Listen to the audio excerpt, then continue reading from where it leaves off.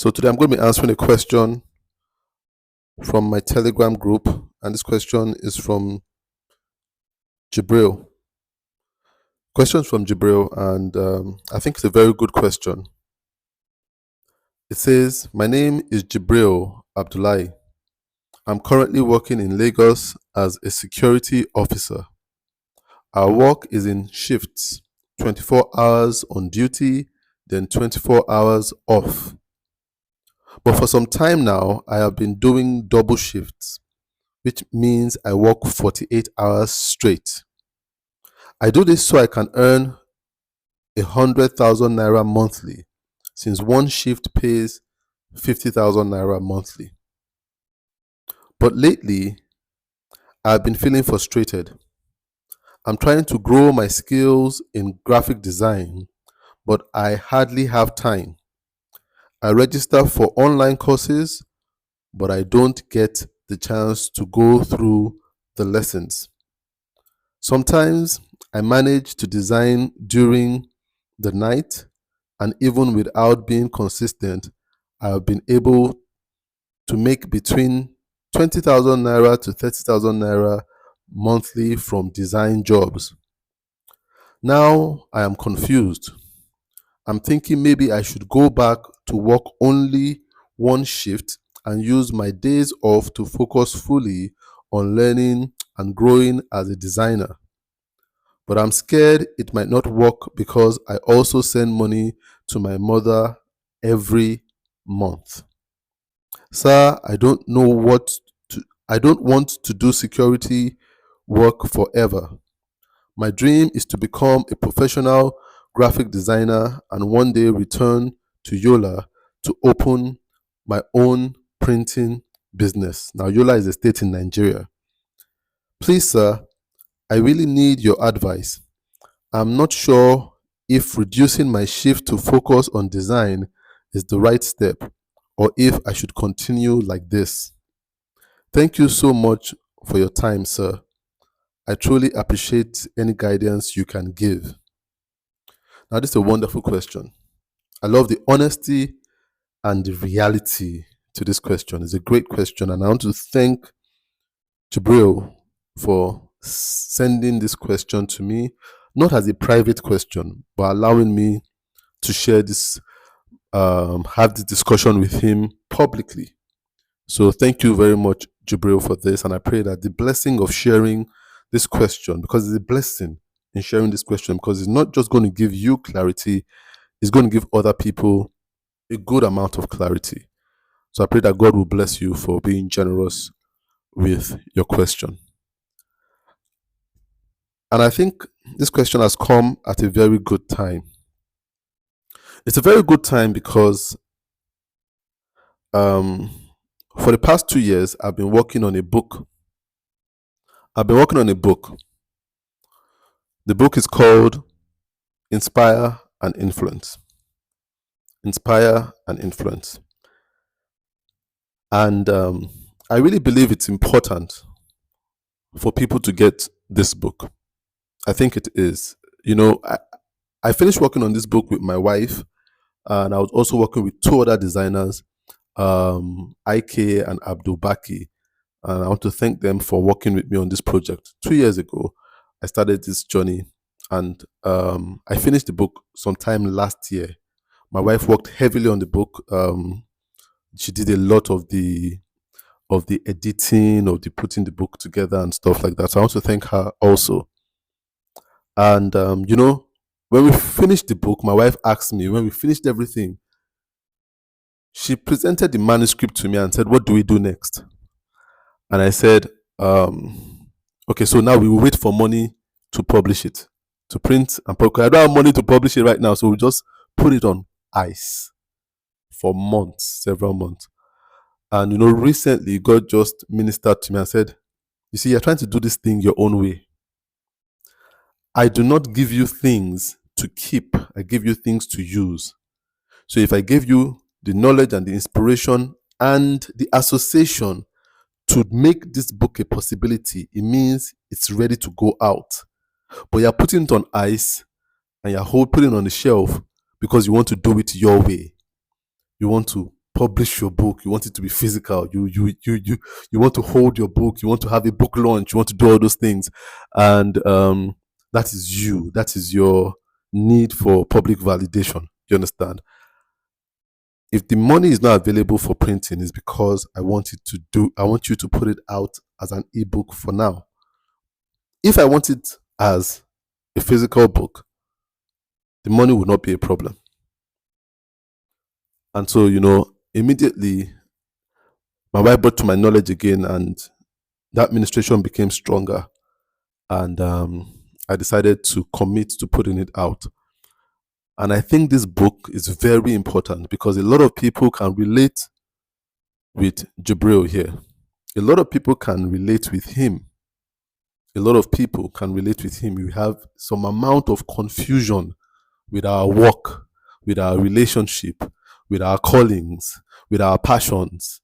You understand? We don't know. Should I continue? Should I follow it? Does it make sense? Does it not make sense? This is what this book addresses.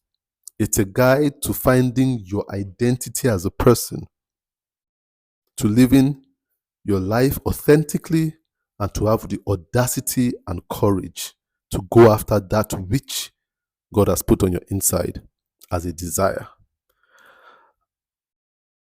And I would advise everyone on the Telegram group, especially the Telegram group, because you are creatives. If you're a creative on the Telegram group, you're a designer, you ought to get this book. It has to be in your library. It will really help you, because I'm a designer and I spoke a lot from a designer's perspective when it comes to work. But then if you're listening to the podcast, even if you're not a designer, you're not a creative, because you are a human being, I spoke as a human being too. And a lot of you will get clarity from this book. It's a very good book, and I think you ought to get it. So if you're on Telegram group, I would share the link to purchase the book on Telegram group. But then if you are listening on the podcast, I will try to put it in the description of this podcast. If you are finding it hard to find the description, contact me on WhatsApp. I'll send you a link through which you can get the book. I'll send you a link, and again, my WhatsApp number +234, that's the Nigeria code, 80232662249. So reach out to me and just say I'm interested in the book Inspire and Influence, and I will send you the link where you can purchase the book. It's an inexpensive book, I can say that, and that's the truth. And because I believe people should have it as much as possible. Take your time to read it. If you are not big on reading, get an app like ePrestigio, and I'm sure there are a lot of apps like that, ePrestigio, and upload the book on the app and listen to it. You understand? Listen to it. If you're not big on ebooks, just listen to it. Listen to a chapter each day if you want to. It will really help you. But back to Jibril's question. Jibril, it's a very good question. Jibril is working a job as a security officer, and he's having to work double shift to make a particular amount of money, 100K a month, because if he works one shift, what he will make is 50K a month. So he has to work straight for 48 hours to make 100K. If he works straight for 24 hours every single month, he will make 50K. Now I'm going to segue for a while here, just a bit, because in one of my podcasts, I answered a question from, I think, Divine.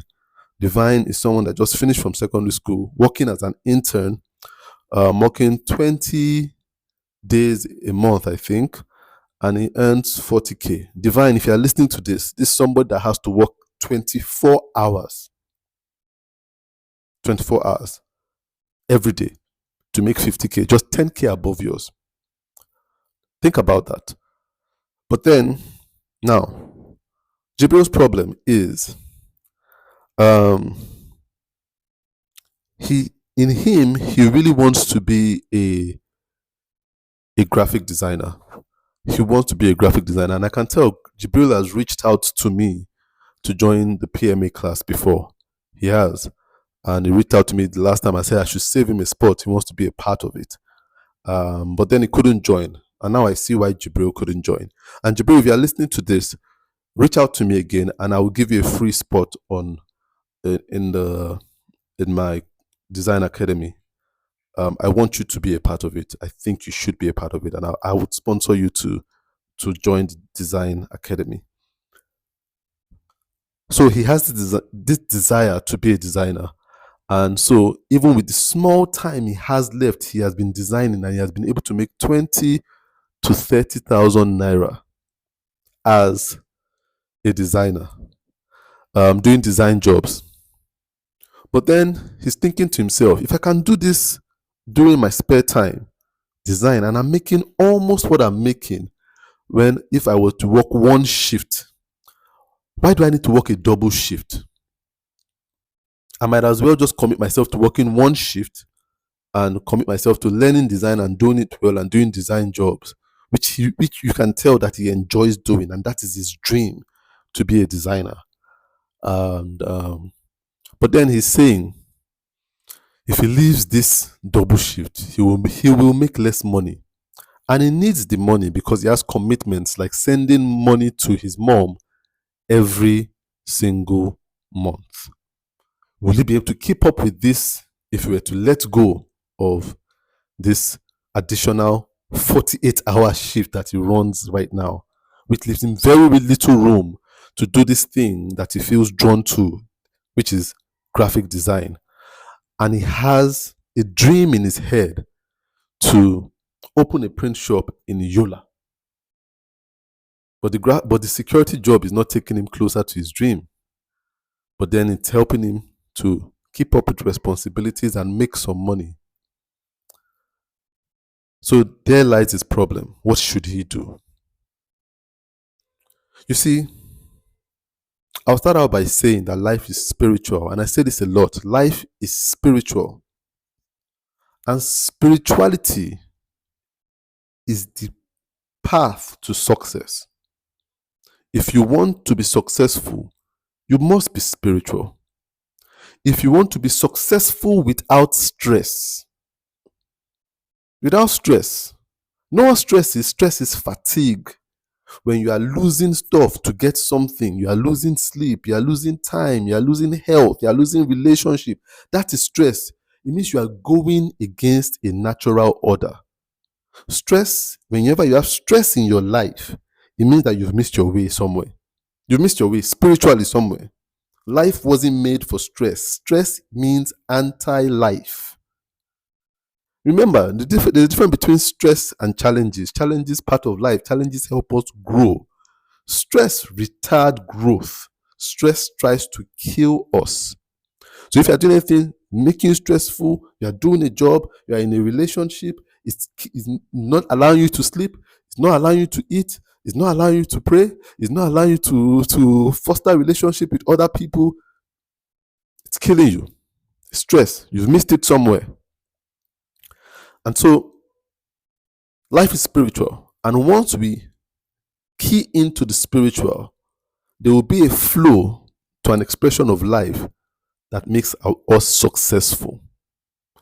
And I must have you know that spirituality is different from faith. A lot of people confuse it. You understand? Spirituality is different from faith, it's different from religion. What spirituality means is the ability to key with the spirit inside you. Everybody has a spirit inside them. There's a key spirit inside you. It's an evidence, it's a chip from your maker. It's a chip, it's a DNA of your maker right inside you that informs you every time, irregardless of your faith. Irregardless of your faith. If you are able to lean towards what that chip is telling you to do, you will be successful. You will be successful.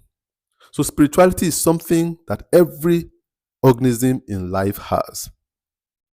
Plants are spiritual. Animals are spiritual. Human beings are spiritual. Every living organism in life is spiritual. Even non-living things are spiritual. The wind is spiritual. The sea and the ocean is spiritual. The sun is spiritual. You understand? But they do not have faith. Man is the only one that can choose faith. Now, what faith is the level of relationship, the foundation of relationship you now build with your maker. It's how you build a relationship, how you decide to interact, how you decide to know what's on the mind of this maker that you have. But spirituality is the seed inside you that tells you, it builds your passion, tells you, I like this, I don't like this. I want to go here, I don't want to go here. I prefer this food to this food. It tells you everything to do. It gives you an expo on what to do with your life. It's what you call, when I was in Canada, in school, they used to give us open book test. I wasn't used to that in Nigeria. We had a test one day, and they told us to go be an open book test. And the teacher told us, give us a test and said, you can open your books.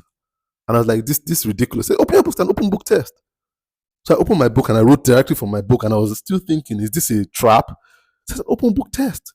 What they're trying to test is how much knowledge you've been able to document in your books, and whether you have the right books. Say open book, get your textbook. So people that failed the test didn't write, take notes in class, or didn't buy the recommended textbooks. So spirituality is like an open book test that life gives us to make life less stressing and to help us to overcome life's challenges and to grow from it.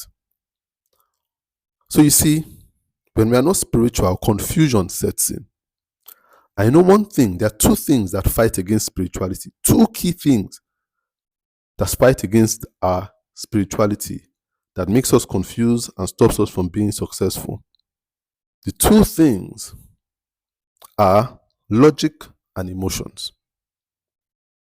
When you are logical and you are emotional, you can never be spiritual. When you are logical and you are emotional, you can never be a spiritual person, no matter how hard you try. Sometimes the enemy throws just logic at us, and that's enough to throw us off. But those of us that are able to withstand logic, he throws the second thing at us, which is called emotions. And a lot of us, that's checkmate for us. So when you become logical and emotional, spirituality becomes irresponsible and stupid. It always sounds irresponsible and stupid. It sounds careless. It sounds heartless. Once you start putting emotions and logic, spirituality will sound stupid. It will sound careless. It will sound heartless. And then you won't follow through anymore. When I read Jibril's question, these two things have been thrown at him. He has a seed of spirituality in him, which is telling him inside, this design thing is calling to him. That's why he likes design. If you ask him why he likes design, he can't tell you why. He just feels drawn to it. He might have seen someone do it before, but remember, other people have seen other people do design and they didn't like it. He has seen someone do it, he likes it. That's how I started my journey. If you read my book, I talked about it. How I got into design. I saw one of my friends designing. I saw it and I liked it. But interestingly, as that my friend was designing, because then when university, we used to stay in crowded rooms. Other people saw him designing. None of them picked up design today. Why was it me? Because my spirit was in alignment. That was a spiritual experience for me. For other people, it didn't mean anything. So how Jibril got to know about design, I don't know. But the fact that he likes it, he has a passion for it. It's a spiritual expression. It's a spiritual moment. Now, this spiritual thing is contending with his logic and his emotions. And I'll tell you how. It's contending in this way. With Jibril, he has a job that pays him. His logic is saying, this job pays you. It gives you 50K if you do one shift, 100K if you do two shifts. It will pay you 150 if you could do 3, and 200 if you could do 4. The advantage and the good news for Jibril is that Nigeria doesn't allow us to do as many shifts as possible. This is a problem that people abroad have. That's why they run from pillar to post, working their heads off. Because when they look at the logic, they're like, wow. So if I do 2 shifts here in the morning and I do another shift in the afternoon, then at night I will make this much money. That's why a lot of them are trapped under the curse of work. I'll talk about work in another podcast and where work sits within God's view. And a lot of you will be surprised what I would say in that podcast. But a lot of them are trapped under the burden of work because that logic works out abroad. You can work many shifts. So with Jibril, he's seeing these 2 shifts and logically it makes sense to making more money. So you see, to do design, his logic is telling him, if you stop, you would lose money. If you stop, you would lose money. You wouldn't make as much of this guaranteed money that you are making as a security officer. Does that make sense to you? Do you want to leave the reliable for the unreliable? Are you sure that clients will come if you start doing design? But this one, you're sure that the job would come and they will pay you if you can do that shift. That's logic. Logically, it makes sense. So first thing, logic is contending with his spiritual inclination to design. But now, the enemy has thrown the second thing, emotions. It's telling him, let's even assume you leave. Emotions, what that means, it threatens things that we have an attachment to.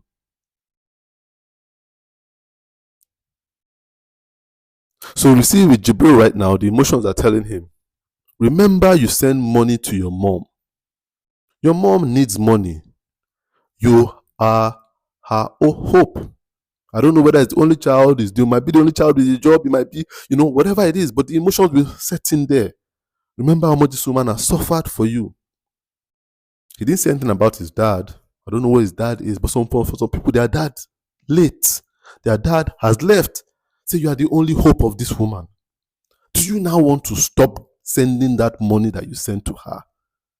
Don't you love your mom? Don't you love her? Even if you love design, don't you love this woman that sacrificed so much for you? Emotions. Once you give in to those 2, checkmate. Checkmate to spirituality. There's no way you're following through on spiritual instruction anymore. That's how it happens. Look, this is not a new strategy from the devil. It's as old as time. I'm a Christian. I don't know what Jibril's faith is, but I want to talk about Abraham. And I'm glad Abraham is someone familiar to both Christians and Muslims. So there's a man called Abraham in the Bible. And the Bible tells us, the Bible narrative of it tells us that Abraham, at a point, was told, spiritual inkling, was told by God to leave his father and go to a land that God will tell him about. So God didn't even tell him what the land would be. God told him, leave, go. Spiritual instruction. But then, logic, emotions played against him. The first thing, logic. How does God tell you to go to somewhere you do not know? That doesn't make sense. How do you tell people, I'm going somewhere and I'm packing all my things and I'm going somewhere, but I don't know where? God will tell me when I get there. That doesn't make sense. Logically, that's a foolish thing to say. If one of my children told me that, I'll be very concerned. I might even stop them from going out. That's, Daddy, I'm going somewhere. The Spirit told me to go somewhere. When I get there, I will know. No, doesn't make sense. That's the first thing that attacks Abraham's spiritual inclination, direction. Second thing, emotions, which a lot of people do not know about Abraham's story. They take it for granted that Abraham was told to leave his father. His father's name was Terah. Terah was a very successful man. Terah was a shepherd, a farmer. He was into agriculture with cattle. From the accounts of the Bible, you can tell that Terah was successful because when Abraham left, he left with some cattle. You understand? Cattle was the trade of the day then. But what a lot of people do not really know was that this was a contentious move. Because when you look at Jewish culture, you do not leave. You do not leave your father. The only thing that can cause you to leave is dishonor. But it's not encouraged to leave. You do not split. Even till today, Jewish people, they don't split. Your father does one thing, you do it too, you keep the family name. That's why they run successful businesses. You do not leave to go and do your own thing. It was contentious. If you look at the Bible, the first person to leave his father was Cain. Cain left Adam because he had sinned. He had done something wrong. He had killed his own brother. He had spilled blood for the first time. Human blood. Spilled blood at all. Nobody had killed any animal before then.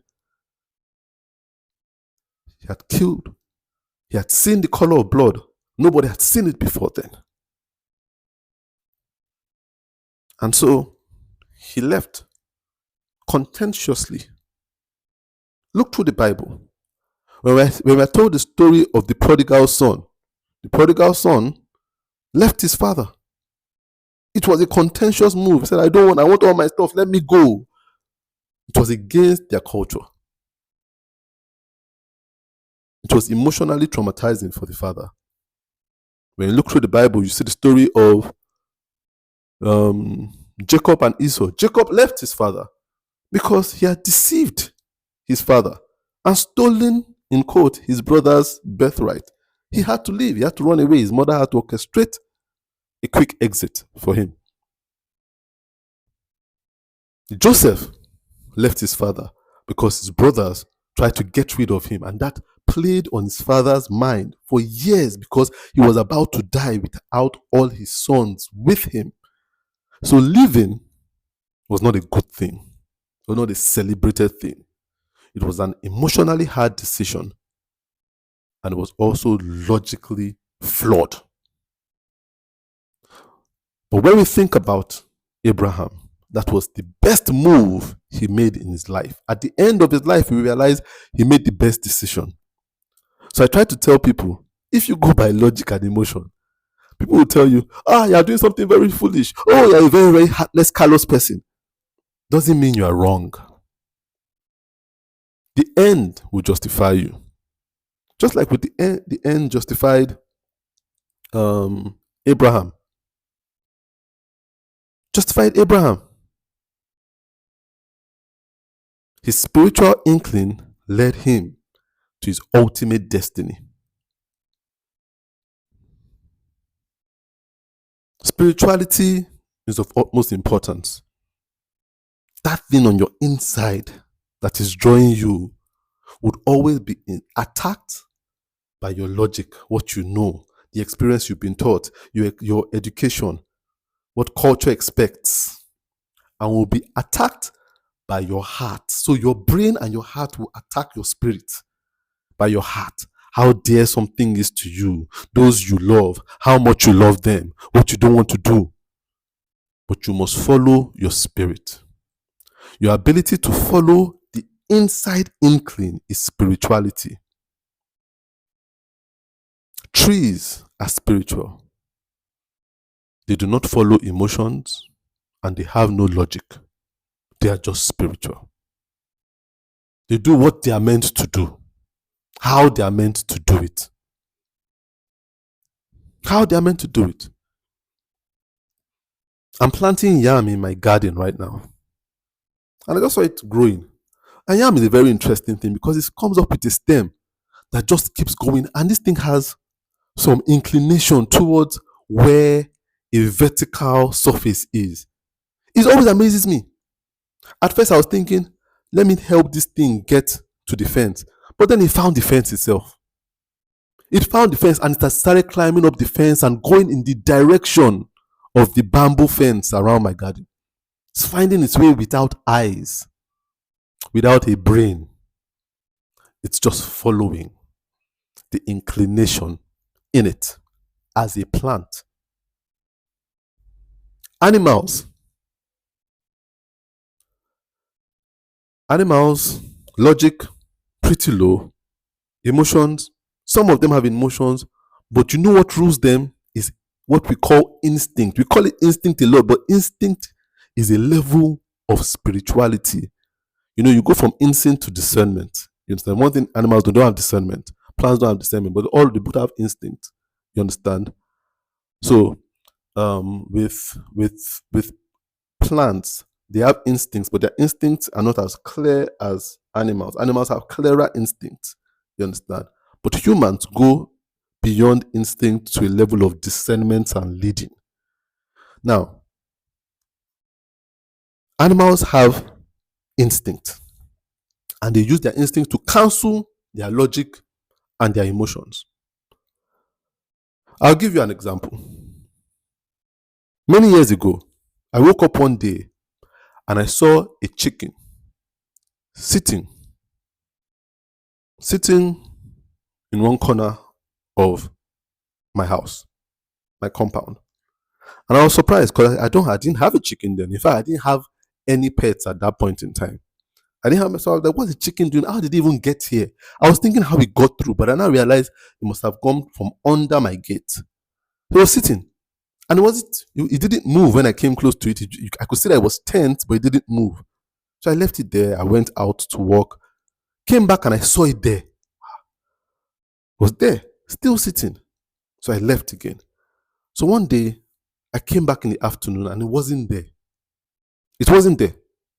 And I went to where it was sitting and I saw about 5 or 6 eggs. I can't remember. I think there were 5 eggs. And I realized that this chicken had laid eggs. That's why I was sitting there.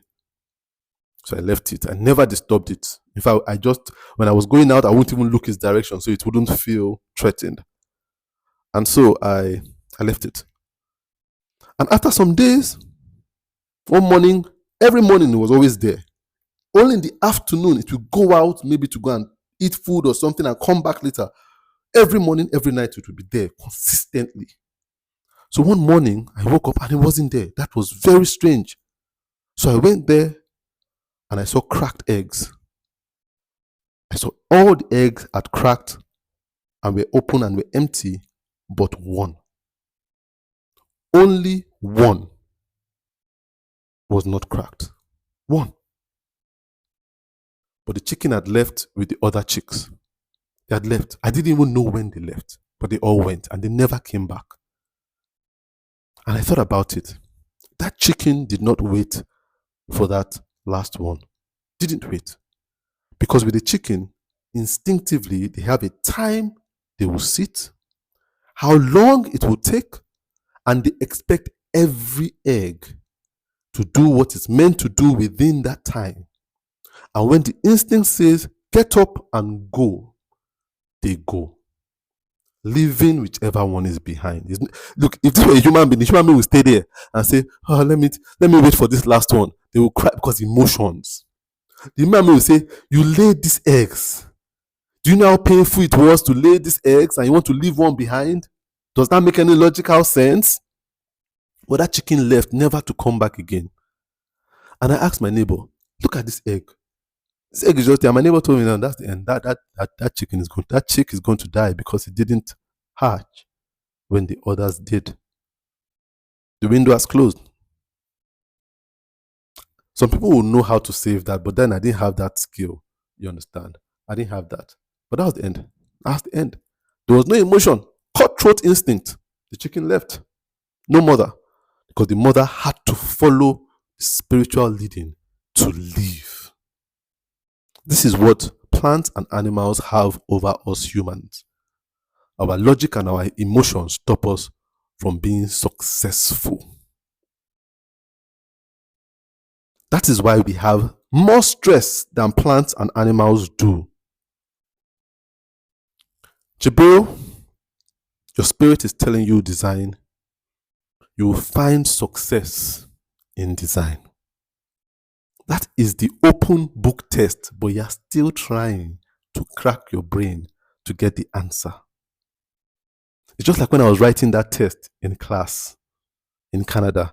Imagine if they told us an open book test, but in my own Nigerian informed mind, that doesn't make sense. So I put my books aside and I'm cracking my brain to say I will get this answer with my brain.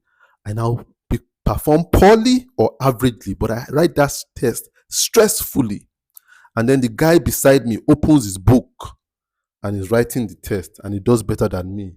And I'll say, this is unfair. This is how we live life.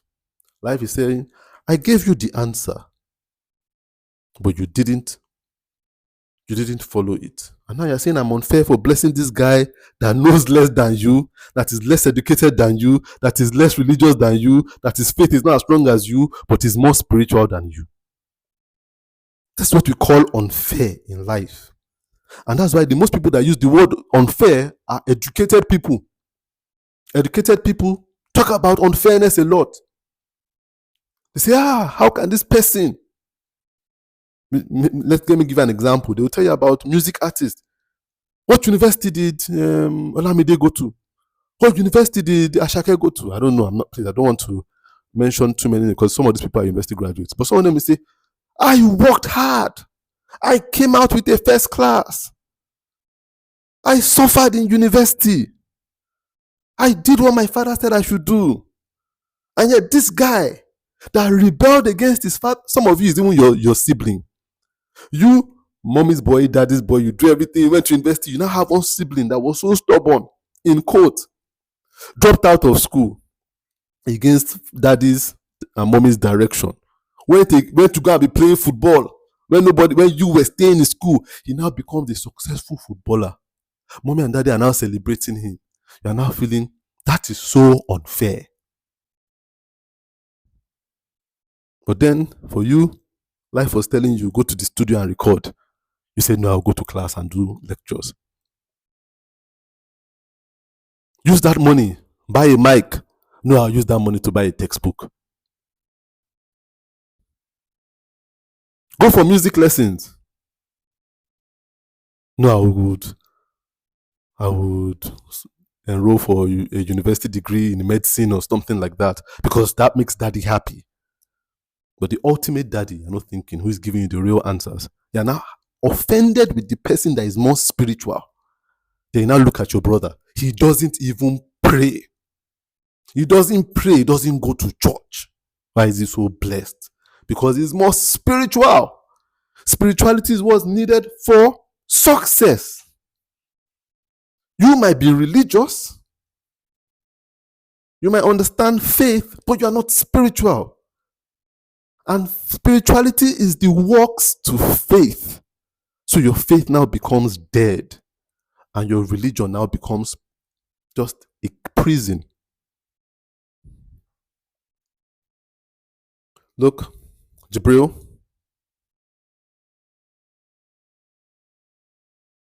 I don't know about your mom. But to be honest, that's not your biggest concern now. As heavy as that is for me to say. Because mothers are incredible. There's a bigger calling on your life than sending money to your mother every month. And as I say that sounds callous. But hear me out. Right now, you are squeezing to send money to your mother. But do you know life wants to send bigger amount of money to your mother than the one that you are squeezing? That is, I can even guess, it's barely sufficient for her. And life wants to make things sufficient, but you need to make an unpopular move. You cannot put your mother first and expect God to bless you. When you put God first, God will bless you and your mother. And putting God first is obeying that chip of His Spirit within you. I hope that makes sense to you, Jibril. That's what the devil knows. He knows that if you follow through, that thing that you fear would come in time to be greater. What you get in time will be greater in reward than what you feared would happen. Do you think it is easy to follow through on spirituality? It's not. You see, you're honest with me, so I'll be honest with you. If you ask me a question and you're honest, I owe you my honesty.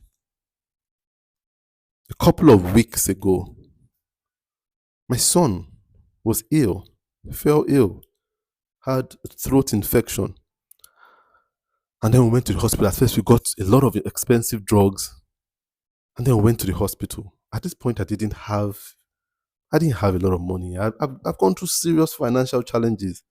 And I still go through it. A lot of people don't understand. But I'll be honest with you, because a lot of people are not honest. That's why people go through financial challenges, they think it's a unique thing. It's not.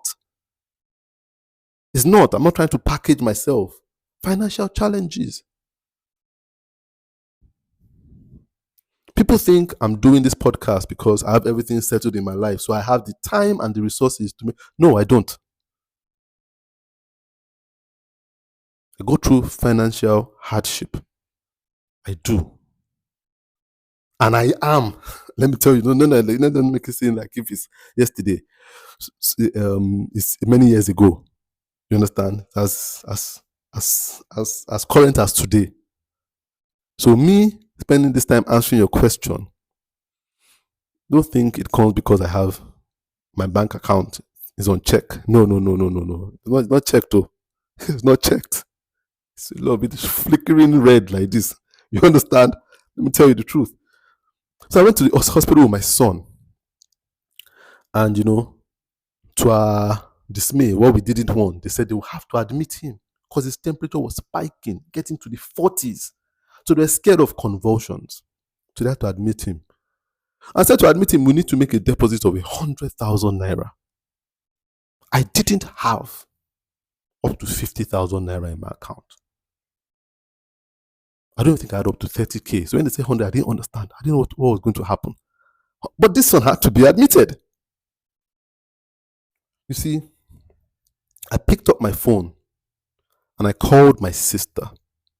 This is why it's important for us to have strong family units. The family is part of life's way of supporting us. Family, please.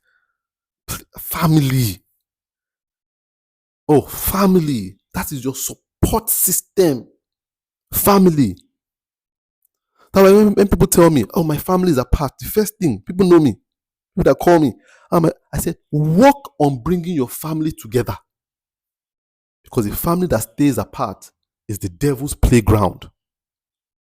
One of our biggest objectives, myself and my wife, is to make sure our children stay together. They cover each other in times of need.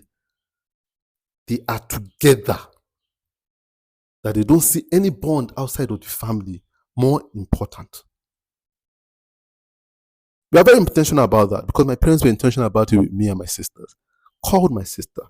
Immediately I told her, look, I'm in the hospital. They're saying I don't got this money, man. No borrow. I don't borrow. So that I need it. Do you have it? Immediately she said, say less. Say less. Immediately, she didn't ask me. She didn't give me any lecture. Immediately she sent double the amount. Double the amount to me. No time. She didn't give me time. Oh, you have to pay back. Oh, why don't you have this? Oh, no lecture, no nothing. My brother needs it. My brother is stuck. I need to save him. Family. Family is not an emotional thing. Family is a functional thing. We must make it function, but families are not raised right. That's why people are individualistic in their minds, individualistic in their lives. You are competing against your brother. See, a lot of people, they will be in a tight situation. They can't pick up their phone and call their brother. They will call a work colleague. They will call a stranger. It always shocks me when somebody who I just have on my WhatsApp, it's not even someone I know. I've never met you before. You say, I'm talking this. Sometimes I wonder, don't this person has a family? So this person bypassed their family and then came to a complete stranger. Some of you are like that because your parents failed you as children. They made you compete with each other, not to cover each other. A lot of life will be easy. A lot of challenges will be sailed through if the family unit was right. I called my sister and she covered me. Why I'm saying this is because some days to that, my experience at the hospital, my son, my some days to my son being admitted at the hospital, I got a call from somebody who was offering me a job. Not a full-time job, but a teaching job. I was asked to come and teach about something, make content about something.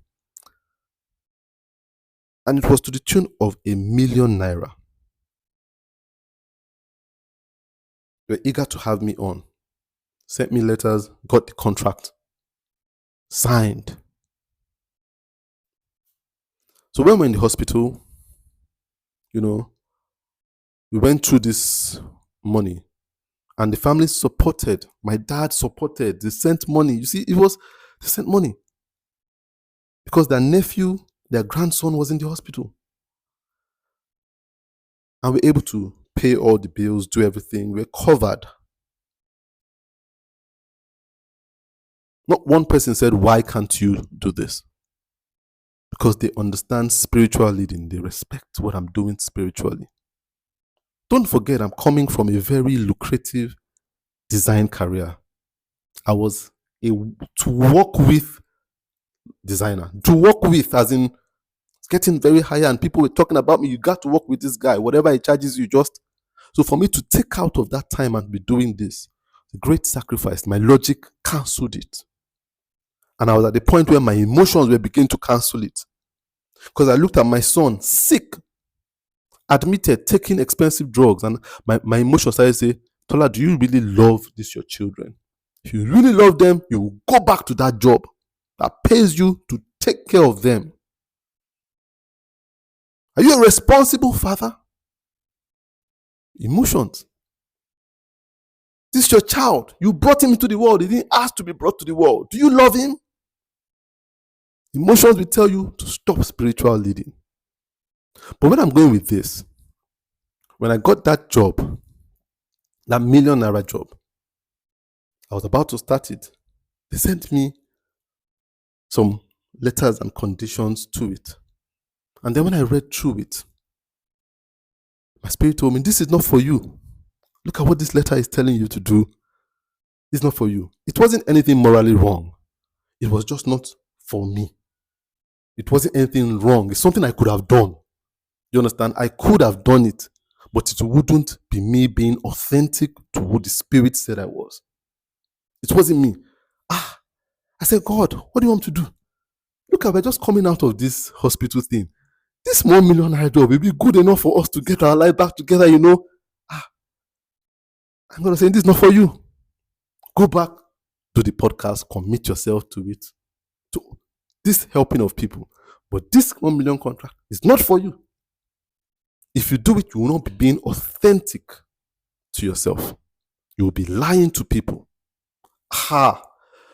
So I was like, so they were asking me to lie, but if I did it, I will be lying. So it was very hard. I had to call the person, and I was honest with the person. I said, I appreciate this, but if I do this, I won't be genuine to myself. This is not my thing. It's not my thing. And the person was like, "This is very hard for us. We've already marked you down. We already did." I said, "No, it's not my thing." And they had to take the contract back. Logically, that was foolish, because I was back to having very little. But my logic was saying, "Tola, see yourself. You care only about yourself. Don't care about that." What my emotions were saying. You care only about yourself. You don't care about these children. What if they fall sick again? You call your sister again? Logic was saying you just passed off a job because you were thinking about authentic to yourself, not thinking about the condition of Nigeria. Do you know how many people would jump at that job? You could have done this thing. Just go to the internet, get some information, and claim it's from you. You would have done it. But I didn't. And I'm here. The thing is, spirituality leads us to success. The problem is how we define success. Our definition of success a lot of times is skewed. is corrupted. Our success is fenced in finances, how much I make. That's why people abroad think they're successful, because of how much, when they look back at their account, they see how successful they are in terms of how much they have when they convert it to Nigerian money, the houses they can build here, how they can come here and splurge during dirty December. That's success to them. How other people feel of you, how much you are earning, how people praise you. That's how we define success. But success is one thing. Every other thing might be fruits of it that you might see and you might not see. But the biggest evidence of success is fulfillment. Fulfillment is this feeling of peace that you have on the inside when you know you followed your spirit, you've been authentic, you've had audacity, and you're walking your true identity. It's that feeling of fulfillment that is success. I once read an article by a nurse. She was talking about people when they die. Says she has only seen two types of people that pass away in the hospital. People that pass away with regret. And you see them, some of them have a lot of money, but they are regretful. They're holding on and not wanting to go. They're like, can I just have some time? Because I think I've wasted my time. I've wasted my energy. I've denied my identity. I've lived not courageously. I've lived like a coward.